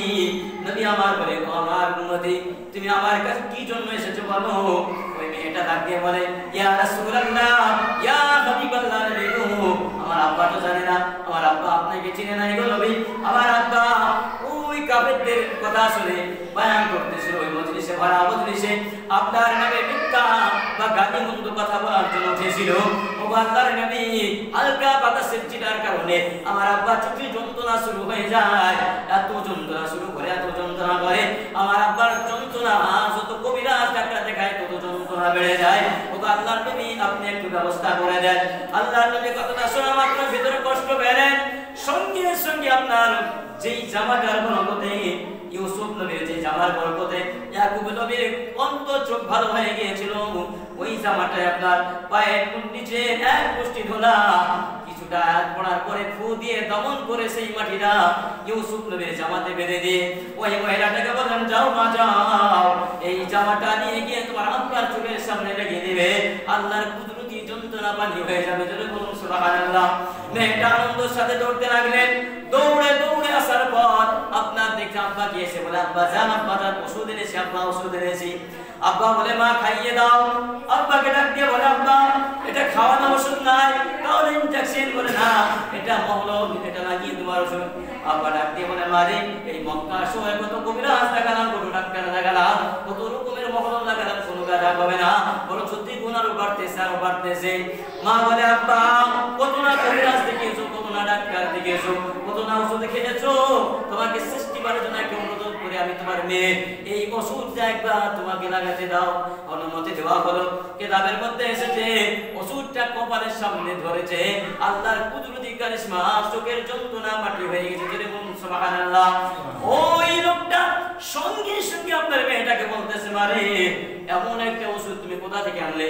এত বড় কবিরাজ, এত বড় ডাক্তার মক্কা শহরে আছে নাকি? মেয়েটা বলে, হ্যাঁ আব্বা আছে। মেয়েটাকে বলে, মা আমাকে ওই কবিরাজের কাছে নিয়ে যাবে, চল। মেয়েটা বলে, না আব্বা তোমাকে নিয়ে যাওয়া হবে না। মেয়েটাকে ডাক দিয়ে বলে, মেয়ে, ও বোন, ও মা, তুমি আমাকে সেই নবীর সেই কবিরাজের কাছে আমাকে নিয়ে চলো। মেয়েটা বলে, আব্বা যান, আমি কি কবিরাজের নাম বলবো? বলে, হ্যাঁ বলো। মেয়েটা তার আব্বাকে বলে, আব্বা আপনি যদি হাবুল দেবীর নামে কসম খেতে পারেন, আপনার যে 360টি মূর্তি পূজা, এই 360টি মূর্তি পূজার নামে যদি কসম খান, আমি আপনাকে কবিরাজের নাম ঠিকানা দিয়ে দিব। তারা 360টি পূজা কাবা করে তারা মূর্তি টানলে তারা পুজো করবে। আল্লাহ হাবিব সাল্লাল্লাহু আলাইহি ওয়াসাল্লাম আসার পরে, মক্কা বিজয়ের পরে সমস্ত মূর্তিগুলোকে ভেঙে চূর্ণ বিচূর্ণ করে দিয়ে হকের বাতি সেখানে জ্বালালেন।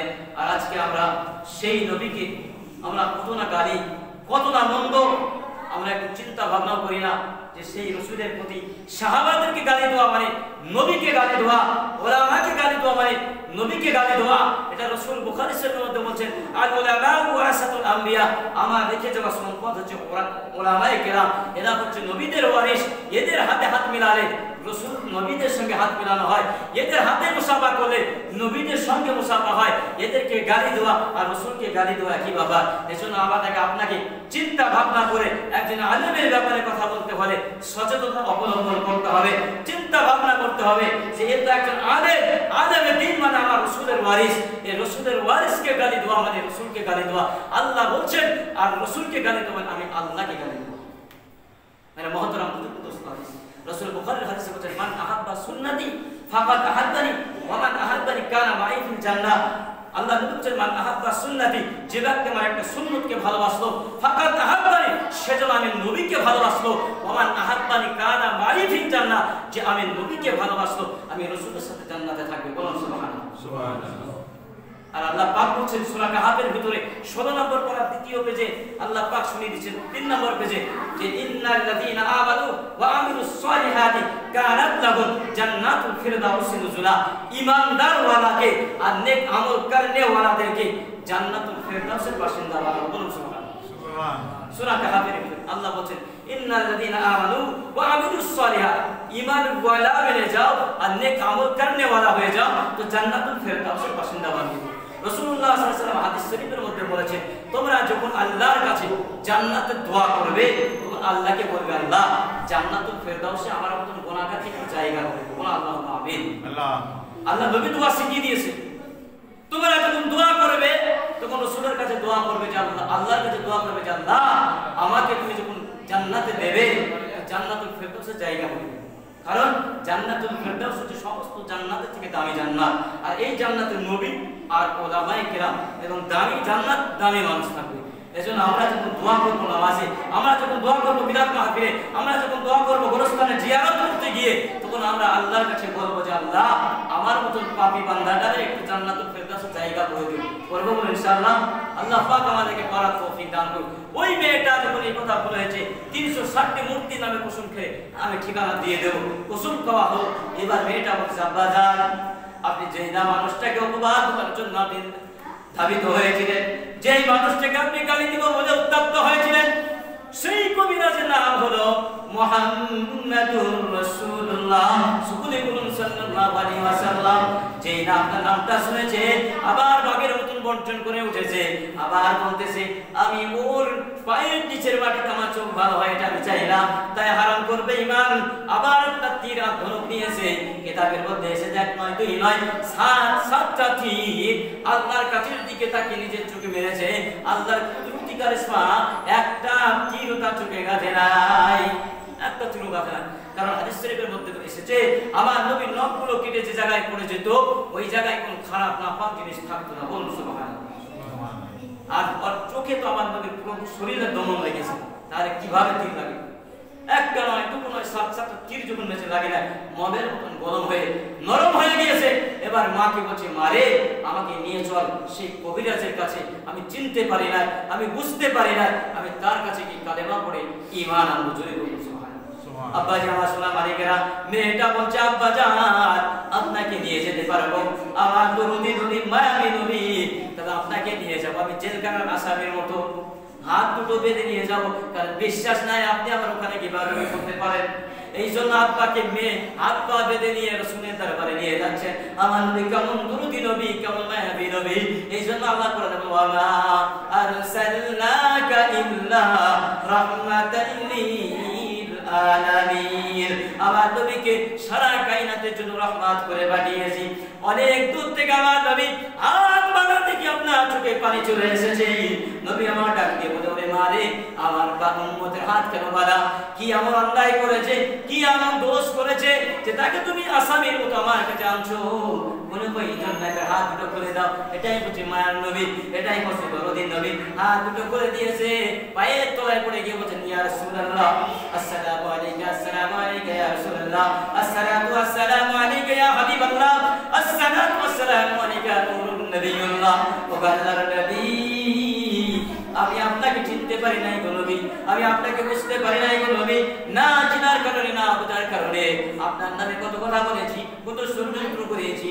ও নবী আপনার কাছে আমি আমার জানকে কুরবান করে দিলাম, সঁপে দিলাম।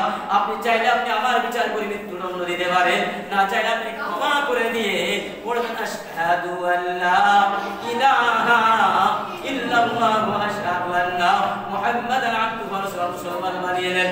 সঙ্গে সঙ্গে আপনার ওই ইহুদি বাচ্চা নবীজির হাতে নবীজির ব্যবহার দেখে কালেমা পড়ে মুসলমান হয়ে গেল। সুবহানাল্লাহ। আমার ব্যবহার, আপনার ব্যবহার নবী ওয়ালা হতে হবে, সাহাবা ওয়ালা হতে হবে, তবে আমার ব্যবহারে অন্য মানুষ আমার দিকে আকৃষ্ট হবে। এমন ব্যবহার করিয়েন না যার কারণে আমার ভাই আমার কাছ থেকে দূরে চলে যায়। এটাই হচ্ছে না, হচ্ছে না। এজন্য আপনাকে আমাকে ব্যবহার, সে যদি আমার সঙ্গে খারাপ ব্যবহার করে উল্টা থেকে আমার দিকে আনার জন্য ভালো ব্যবহার করুন। সে যদি গরম হয় আপনি নরম হয়ে যান, সে যদি আপনাকে একের পর এক আপনাকে ষড়যন্ত্র করে আল্লাহ রাস্তায় তাকে ছেড়ে দিয়ে আল্লাহর কাছে দোয়া করেন আর আল্লাহকে বলে আল্লাহ ওকে হেদায়েত দান করেন। ও জানে না, ও বোঝে না, ওকে তুমি পরিপূর্ণ হেদায়েত দান করে ওর ভিতরে আমার মহব্বতের জায়গা করে দেন। একদিন, দুদিন, 3 দিন, 7 দিন, একদিন দেখবেন আপনার মহব্বত ওর অন্তরে চলে যাবে। যাবে না? যাবে না? ওর অন্তরে চলে যাবে। এক ইহুদি আল্লাহ নবীকে মারার জন্য দোয়া করলে, ব্যবহার ভালো দেখালে খারাপ মানুষ আপনার কাছে এসে ভালো হয়ে যাবে, ভালো ব্যবহার করবে না। তার নমুনা কি? এক ইহুদি একটা কুকুরের বাচ্চা কিনেছিল, টাকা দিয়ে কুকুরের বাচ্চা কিনেছিল। 2 বছর যাবত কুকুরটাকে লালিত পালিত করেছে। উদ্দেশ্য খারাপ। কুকুর কিনেছে, লালিত পালিত করে, উদ্দেশ্য ভালো না খারাপ? খারাপ। তার উদ্দেশ্য হলো দয়াল নবীকে কুকুর দিয়ে মারবে, কুকুর দিয়ে আপনার আমার নবীকে চির বিদায় করবে। আমার নবীর ব্যবহার ইহুদি কুকুরটা যখন বড় হয়ে গেল, ইহুদি আল্লাহর নবীকে দাওয়াত দিতে গেছে, চক্রান্ত।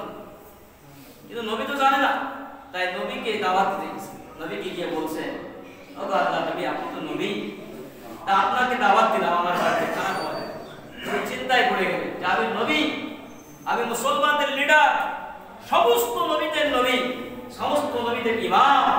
আমি ইমাম হওয়ার পরে আমি ইহুদির বাড়িতে দাওয়াত দিতে যাই কিভাবে, তাই না? নবী ভাবতেছি। একবার ঘুরে দিলেন, কিছু বললেন না। দুইবার ঘুরে দিলেন, কিছু বললেন না। তিনবার ঘুরে দিলেন। এবার ওহী নাযিল হলো, জিবরিলের মাধ্যমে আল্লাহ জানিয়ে দিলেন, আসার পর, ও নবী, আপনি এই বান্দাকে কেন ঘোরাচ্ছেন? আপনি তার দাওয়াত গ্রহণ করেন। নবী বলেন, জিবরিল ভাই, আমি নবী হওয়ার পরে ইহুদির বাড়ি কি করে দাওয়াত খেতে যাই? জিবরিল আলাইহিস সালাম আল্লাহ নবীকে বলছেন, ও আল্লাহর নবী, আপনি দাওয়াত গ্রহণ করে নেন, কারণ আপনার কাজ হলো দাওয়াত গ্রহণ করা। আপনি রাসূল হয়ে ইহুদির বাড়ি দাওয়াত খেতে যাবেন, আর আপনার দাওয়াত খাওয়াটা ইহুদির জন্য হেদায়েত হয়ে যাবে। বলুন সুবহানাল্লাহ। কারণ আপনার দাওয়াত খাওয়া কাজ, বাকি কাজ আমার আল্লাহর হাতে। আল্লাহর নবী দাওয়াত গ্রহণ করে ফেললেন। এবার ইহুদির বাড়িতে দুপুরের সময় দাওয়াত খেতে গেলেন। নবীকে দাওয়াত খেতে দিয়েছে। নবী খানা খাওয়ার পর খানা কমপ্লিট করার পর হাত মুছছে। ইহুদি কুকুরটাকে ডাক দিয়েছে। কুকুরটা মানুষ মালিক চিনতে ভুল করে, কুকুর মালিক চিনতে ভুল করে না। কুকুরকে ইহুদি ডাকতে বলে, ও কুকুর, আজ 2 বছর যাবো তোমাকে আমি লালন পালন করছি, কেন জানো? আজ 2 বছর হলো তোমাকে আমি টাকা দিয়ে বাজার থেকে কিনে নিয়ে এসে রাজভোগ মুরগি খাওয়াচ্ছি, কেন জানো? আজকে 3টার জন্য আমি অপেক্ষা ছিলাম। বলে, ওই যে বটুক ঘরের ভেতরে, ওই যে আমার মেহমান ঘরের ভেতরে সুন্দর ফুটফুটে একটা সাদা সিধা মানুষ দেখতে পাচ্ছ, ওই মানুষটাকে কামড় দিয়ে দুনিয়া থেকে বিদায় করতে হবে। কিন্তু কথায় আছে, রাখি আল্লাহ রেখে, মানে আল্লাহ রেখে গিয়ে আব্বাজি কুকুরটাকে পাঠিয়ে দেওয়া হলো। কুকুর সেও নবীর জন্য পাগল, মানুষ তো চিনে না, তাই কুকুর আপনার কেনাকে ভেবে চলে গিয়েছে। কিন্তু যাওয়ার পরে যাহা নবীর চেহারার দিকে নজর পড়েছে, কুকুরটা ব্রেক মেরে দিয়েছে, দাঁড়িয়ে গেছে। এত দূরানি নবীর চেহারার কাছে পূর্ণিমার চাঁদ লজ্জা পায়। একটু মহব্বতে বলুন সুবহানাল্লাহ। আমার এত দূরানি চেহারা। আমাদের আয়েশা বলে, আমি একদিন কাঁথা সেলাই করতেছিলাম, বিদ্যুৎ নাই, কারেন্ট নাই, হঠাৎ সুচটা আমার হাত থেকে পড়ে গেল, হারিয়ে গেল, খোঁজাখুঁজি করছি, পাই নাই। যাহা আমার নবী দরওয়াজায় ঢুকেছে, নবী নূরের চেহারায় আমি ছুঁচ পেয়ে গেছি। বলুন আপনার চেহারা আলো ছিল। সঙ্গে সঙ্গে আপনার কুকুরটা নবীজির দিকে ফ্যাল করে তাকিয়ে আছে আর বলে, এই মানুষটা তো পাগল হতে পারে না, এই মানুষটা তো খারাপ মানুষ হতে পারে না, কারণ খারাপ মানুষের চেহারা তো সুন্দর হতে পারে না। এই মানুষটাকে আমি কামড় দিতে পারবো না, এই মানুষটা তো কারো ক্ষতি করতে পারে না, এই মানুষটা তো কারো অন্যায় করতে পারে না। কুকুর যায় না, মালিক বারবার পেছন থেকে বোধা মারে কুকুরকে। কুকুর তুই দা রসুলের দিকে যায়, 7 দাঁত পেছন দিকে চলে আসে, এমনটা করতে থাকে। আপনার নাই কিছু সময় যাওয়ার পরে মালিক বলে, কুকুরে, আজকে তোকে এই মানুষটা কাটার জন্য আমি খরিদ করেছি। ও কুকুর, এই মানুষটাকে যদি কামড় না দিস তোকে আর বাড়িতে রাখবো না। কুকুর বলে, আল্লাহ,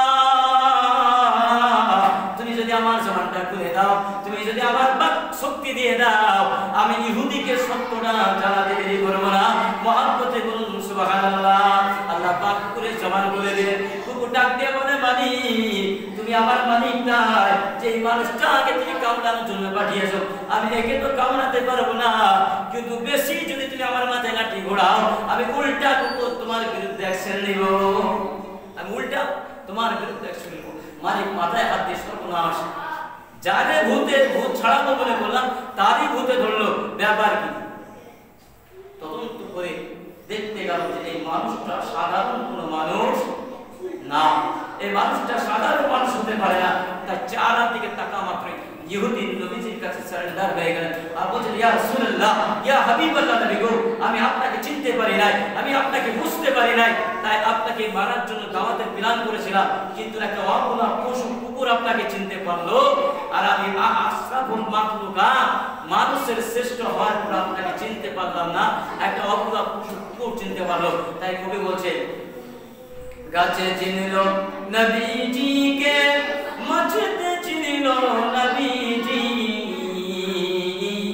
উম্মত হইয়া চিনিলাম না রে, চিনল বনের হরিণী। আল্লাহ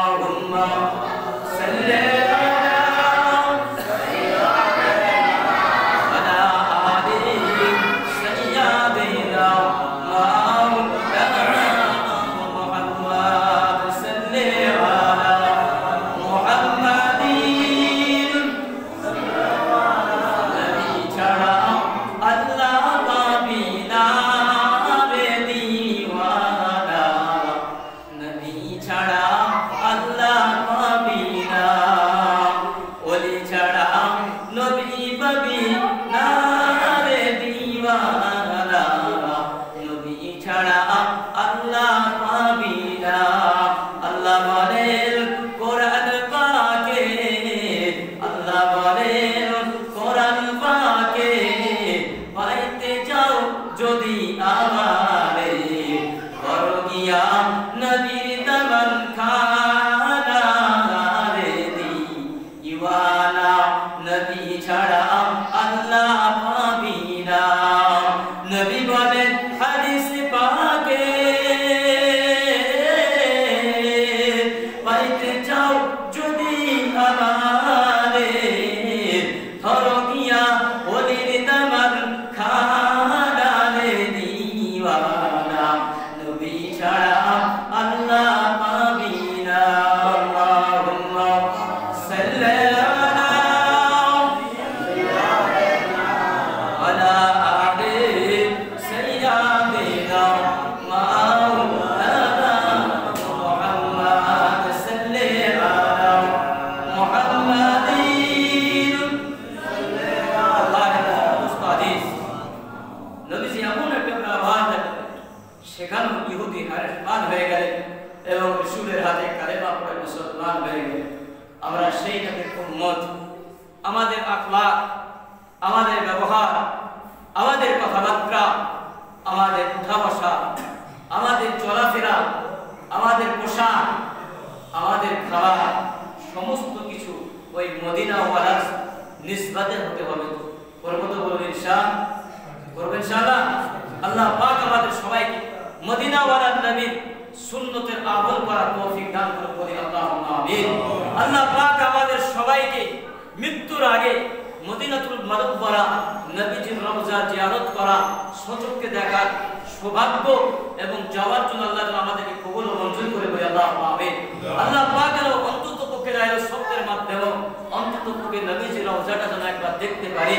আল্লাহ যেন আমাদেরকে আপনাদেরকে নবীর রওজায় না নিয়ে যেন কবরে যেন না যেতে পারি, তার জন্য আল্লাহর কাছে দোয়া করা। এজন্য পাঁচটা ওয়াক্তে দোয়া করবেন। আল্লাহ পাক নামাজের পরে দোয়া আল্লাহ কবুল করেন, কিন্তু বলবে দোয়া করেন না যাবে, দোয়া করেন না যাবে বলছো তাই। আর হাদিস বলছে না দোয়া উসিলা মুমিন, দোয়া হচ্ছে মুমিনের হাতিয়ার, আর দোয়া ও মাসলুল ইবাদ, দোয়া হচ্ছে সমস্ত ইবাদতের মগজ। বলুন সুবহানাল্লাহ, রাসূলের হাদিস। তবে হ্যাঁ, দোয়ার একটা নিয়ম আছে। আল্লাহুম্মা আমিন, ওই দোয়া আল্লাহর কাছে কবুল হবে। দোয়া করার আগে কিছু নিয়ম আছে না? সালাম ফেরানোর পরে ইস্তেগফার পড়া 3 বার, আলহামদুলিল্লাহ পড়া 3 বার, আল্লাহু আকবার পড়া 3 বার, আয়াতুল কুরসি পড়া 1 বার। আল্লাহর নবী সাল্লাল্লাহু আলাইহি ওয়াসাল্লাম বলেন কোন উম্মত যদি 5 ওয়াক্ত ফরজ নামাজের পরে অন্তত একবার যদি আয়াতুল কুরসি পড়ে, ওই মানুষটা মরবে আর জান্নাত চলে যাবে। বলুন সুবহানাল্লাহ। দোয়া কবুল হবে, আয়াতুল কুরসি পড়বেন। আল্লাহুম্মা আনতাস সালাম ওয়া মিনকাস সালাম তাবারাকতা ইয়া জাল জালালি ওয়াল ইকরাম। সহিহ বুখারীর মধ্যে এসেছে যদি দোয়া করার আগে ইস্তেগফার করে দোয়া করা যায়, ওই দোয়া আল্লাহ ফেরত দিতে লজ্জা পায়, ওই দোয়া ফেরত দিতে আল্লাহ লজ্জা পায়। দোয়া করার আগে ইস্তেগফার করবেন, দুরূদ শরীফ পড়বেন, সাল্লাল্লাহু আলাইহি ওয়া আলিহি ওয়া সাল্লাম, লা হাওলা ওয়া লা কুওয়াতা ইল্লা বিল্লাহ। হাদিস শরীফের মধ্যে এসেছে কোন উম্মত যদি একবার লা হাওলা ওয়া লা কুওয়াতা ইল্লা বিল্লাহ এতটুকু বলে ৭০,০০০ ফেরেশতা নেকি লেখার জন্য প্রতিযোগিতা লেগে যায়। বলুন সুবহানাল্লাহ। হাদিসের ভাষ্য, কোন উম্মত যদি একবার লা হাওলা ওয়া লা কুওয়াতা ইল্লা বিল্লাহ, তাহলে কত আমাদের নেকি কামানো সহজ, আমরা কামাতে পারি। কেউ যদি দোয়া করার আগে লা ইলাহা ইল্লাল্লাহ মুহাম্মাদুর রাসূলুল্লাহ আশহাদু আন লা ইলাহা ইল্লাল্লাহ ওয়া আশহাদু আন্না মুহাম্মাদান আবদুহু ওয়া রাসূলুহু, এই কালেমা পড়বেন দোয়ার আগে। তাসবিহ ফাতেমি, যেটা আমার নবী নিজের মেয়ে ফাতেমাকে শিখিয়েছিলেন, সুবহানাল্লাহ সুবহানাল্লাহ 33 বার, আলহামদুলিল্লাহ 33 বার, আল্লাহু আকবার 34 বার পড়বেন। পড়ার পরে তেসরা কালেমা পড়বেন, সাইয়্যিদুল ইস্তিগফার পড়বেন, দোয়া করবেন, দেখবেন শরীরটা অনেক শান্তি হয়ে যাবে, অন্তরটা অনেক প্রশস্ত হয়ে যাবে। দোয়া করবেন, চোখে পানি আসে না, চোখে দেখবেন চোখে পানি চলে আসছে, খারাপ লাগবে, কারণ এটা হচ্ছে পাথর গলানোর একটা আগুন, শক্ত পাথর গলানো আগুন। গুনাহ করতে করতে করতে করতে করতে করতে যে আমাদের এই যে অন্তর দাগ পড়ে গেছে, শক্ত হয়ে গেছে, চোখে পানি আসে না, কোরআন হাদিসের কথা শোনার পরও অন্তর নরম হয় না। এই ইস্তেগফারের আগুন সাবান ডলতে থাকে, আস্তাগফিরুল্লাহ আস্তাগফিরুল্লাহ আস্তাগফিরুল্লাহ। আল্লাহর নবী সাল্লাল্লাহু আলাইহি ওয়াসাল্লাম বলেছেন, কেউ যদি পুরোটা না পড়তে পারে, যদি আস্তাগফিরুল্লাহ এতটুকু বলে, আস্তাগফিরুল্লাহ আস্তাগফিরুল্লাহ যদি জিহ্বায় জিকির বানিয়ে নেয়, আল্লাহ বলছে ওই ইস্তেগফারকারী দোয়া আল্লাহ কবুল করার গ্যারান্টি দিয়েছে। কোন সুবহানাল্লাহ। এজন্য দোয়া করার আগে ইস্তেগফার খুশি করে দোয়া করলে সেই দোয়াটা আল্লাহর কাছে কবুল হয়ে যায়। আমরা এইভাবে প্রত্যেকটা দোয়া করার সময় করব বলুন ইনশাআল্লাহ। আল্লাহ পাক আল্লাহ তাআলা সবাই বক্তা শ্রোতা সকলকে বলার থেকে বেশি বেশি আমল করার তৌফিক দান করুন, বলি আল্লাহুম্মা আমিন। আর ইন্নাল্লাহ